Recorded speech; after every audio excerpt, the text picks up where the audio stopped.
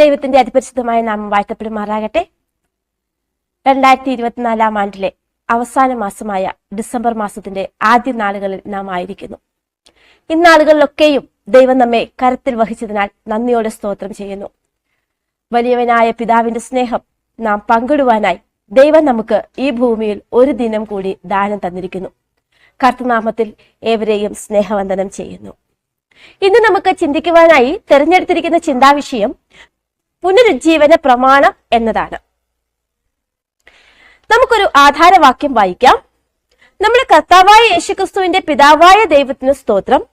അവൻ മരിച്ചവരുടെ ഇടയിൽ നിന്നുള്ള യേശുക്രിസ്തുവിന്റെ പുനരുദ്ധാനത്താൽ തന്റെ കരുണാധിക്യ പ്രകാരം നമ്മെ ജീവനുള്ള പ്രത്യാശയ്ക്കായി. 1 പത്രോസിന്റെ ലേഖനം 1-ാം അധ്യായം 3-ാമത്തെ വാക്യം.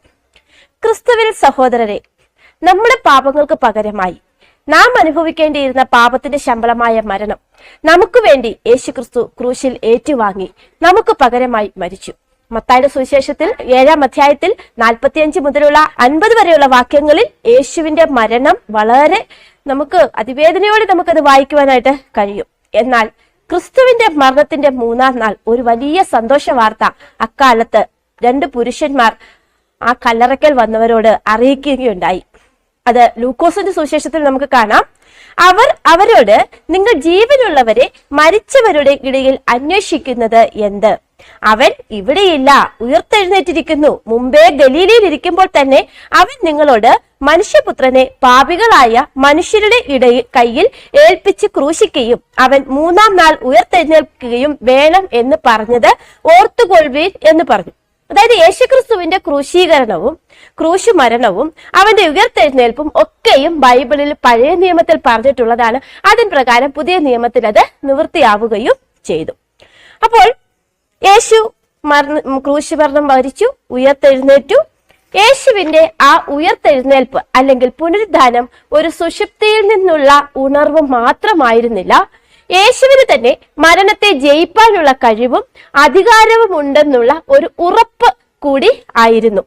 ആ ഉറപ്പിന്മേൽ ഓരോ ക്രിസ്ത്യാനിക്കും സ്വന്തം പുനരുദ്ധാനത്തിൽ പ്രത്യാശ ലഭിക്കുകയും ചെയ്തു. ആമേൻ, ദൈവത്തിന് സ്തോത്രം. യേശു ഉയർത്തെഴുന്നേറ്റ ശേഷം ശിഷ്യന്മാർക്ക് പ്രത്യക്ഷമായപ്പോൾ പലരും അവനെ വിശ്വസിച്ചില്ല. കാരണം മരിച്ചവർ ശരീരമില്ലാതെ ജീവനുള്ളവരിലേക്ക് മടങ്ങി വരുമെന്ന് ചിലർ വിശ്വസിക്കുന്നു എന്ന് യേശുവിന് അറിയാമായിരുന്നു. അതിനാൽ താൻ ഒരു ആത്മാവല്ല എന്ന് യേശു അവിടെ വ്യക്തമാക്കുകയാണ്. ധാരാളമായിട്ട് വ്യക്തമാക്കുന്നതിനായിട്ട്, ഞാൻ തന്നെ ആകുന്നു എന്ന് എന്റെ കയ്യും കാലും നോക്കി അറിവീൻ, എന്നെ തൊട്ടു നോക്കുവീൻ, എന്നിൽ കാണുന്നത് പോലെ ഭൂതത്തിന് മാംസവും അസ്ഥിയും ഇല്ലല്ലോ എന്ന് പറഞ്ഞുകൊണ്ട് അവരുടെ ആ തെറ്റായ വിശ്വാസത്തിന് അവിടെ മറുപടി കൊടുക്കുന്നതായിട്ട് നമുക്ക് കാണുവാനായിട്ട് സാധിക്കും. ശിഷ്യനായ തോമസ് പോലും ശിക്ഷിച്ചത് എങ്ങനെയാണ്? ആ വിലാപ്പുറത്ത് കൈകൾ തൊട്ടപ്പോഴാണ്, ആ മുറിവിന്മേൽ വിരലുകൾ തൊട്ടപ്പോഴാണ് ശിഷ്യനായ തോമസ് പോലും അവിടെ വിശ്വസിച്ചത്. അപ്പൊ തന്റെ പുനരുദ്ധാനം പൂർണ്ണമായും ആധികാരികമല്ലെങ്കിൽ അത് ക്രിസ്തുവിൽ മരിച്ചവരുടെ ഉയർത്തെഴുന്നേൽപ്പിനുള്ള സാധ്യതയെ അവർ സംശയിക്കുമെന്ന് യേശു മനസ്സിലാക്കി. അതുകൊണ്ട് എന്നെ തൊട്ടറിവീൻ എന്ന് യേശു അവിടെ പറഞ്ഞിരിക്കുന്നു. അപ്രകാരം ക്രിസ്തുവിന്റെ പുനരുദ്ധാനത്തിലൂടെ നമുക്കും പുനരുദ്ധാനത്തിനുള്ള പ്രത്യാശ ലഭിച്ചു. ഈ അത്ഭുതകരമായ പ്രത്യാശയോടുള്ള പ്രതികരണമായി എല്ലാ ജനങ്ങളോടും പാപത്തിൽ നിന്നും മരണത്തിൽ നിന്നുമുള്ള രക്ഷ പ്രാപിക്കുവാൻ ശിഷ്യന്മാർ പറയുവാനായിട്ട് പ്രേരിതരായി. യേശു മരണത്തെ കീഴടക്കിയെന്ന് ശിഷ്യന്മാർ അവനെ തൊട്ടറിഞ്ഞ് മനസ്സിലാക്കിയതിനാൽ അവർക്കത് വളരെ വേഗം ജനങ്ങളിലേക്ക് മറ്റുള്ളവരിലേക്ക് എത്തിക്കുവാനായിട്ട് സാധിച്ചു.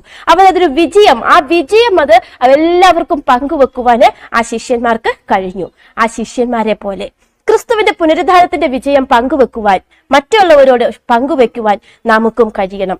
ഇയ്യോബിന്റെ വിശ്വാസം നമ്മളിലും ഉണ്ടാവണം. ഇയ്യോബിന്റെ പ്രത്യാശ എങ്ങനെ അറിയിച്ചതെന്ന് നമുക്ക് ഇയ്യോബിന്റെ വാക്കുകളിലൂടെ തന്നെ അറിയാം.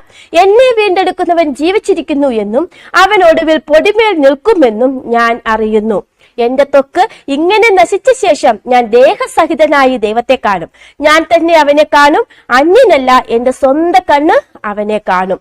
ഇയ്യോബിന്റെ ഈ പ്രത്യാശ സ്വന്തം കണ്ണാൽ, എന്റെ സ്വന്തം കണ്ണാൽ തന്നെ ഞാൻ കർത്താവായ യേശുക്രിസ്തുവിനെ കാണും എന്നുള്ള ആ ഇയ്യോബിന്റെ പ്രത്യാശ നമ്മളിലും ഉണ്ടാവണം. അത് എല്ലാവരിലും, നമ്മളിലൂടെ എല്ലാവരിലും അത് വ്യാപിക്കണം. അതിനായി ദൈവം എല്ലാവരെയും അനുഗ്രഹിക്കട്ടെ.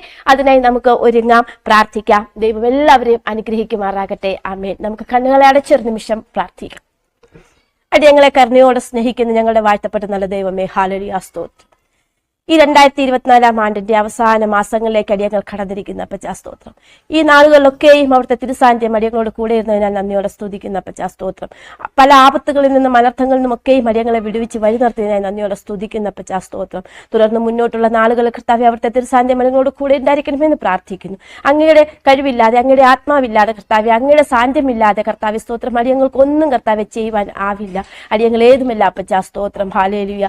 എല്ലാം അവിടുത്തെ ദാനമെന്നറിയുന്ന അപ്പച്ചാ സ്തോത്രം. ഹല്ലേലൂയ. അവിടുത്തെ തിരുസന്നിധിയിലെ കർത്താവെ അടിയങ്ങൾ നിൽക്കുമ്പോൾ അടിയങ്ങളുടെ കുറ്റങ്ങളും കുറവുകളും ഒക്കെയും അവിടുത്തെ ക്ഷമിച്ചു തരണമെന്ന് പ്രാർത്ഥിക്കുന്ന അപ്പച്ചാ സ്തോത്രം. ഈ ദിവസം കർത്താവെ സ്തോത്രം പലവിധ ആവശ്യങ്ങൾക്കായി, പലവിധ കാര്യങ്ങൾക്കായി കർത്താവെ സ്തോത്രം അവിടുത്തെ മക്കൾ പോകുമ്പോൾ അങ്ങയുടെ ദൂതന്മാരെ അയച്ച് കർത്താവെ സ്തോത്രം അവിടുന്ന് മുന്നമേ കാര്യങ്ങളെല്ലാം ക്രമീകരിക്കണമെന്ന് പ്രാർത്ഥിക്കുന്ന അപ്പച്ചാ ഇന്നേ ദിവസം ജന്മദിനം ആഘോഷിക്കുന്നവർക്ക് വേണ്ടി പ്രാർത്ഥിക്കുന്ന അപ്പച്ചാ സ്തോത്രം. ഹല്ലേലൂയ. അവരുടെ ആയുസ്സുകൾ കർത്താവെ സ്തോത്രം. ഹല്ലേലൂയ. അവിടുന്ന് കർത്താവെ നീട്ടിക്കൊടുക്കുന്നതിനായി നന്ദിയോടെ സ്തുതിക്കുന്ന അപ്പച്ചാ സ്തോത്രം. ഹല്ലേലൂയ. ധാരാളമായ സ്വർഗ്ഗ നന്മകളെ അവരെ നിറയ്ക്കണമെന്ന് പ്രാർത്ഥിക്കുന്ന അപ്പച്ചാ സ്തോത്രം.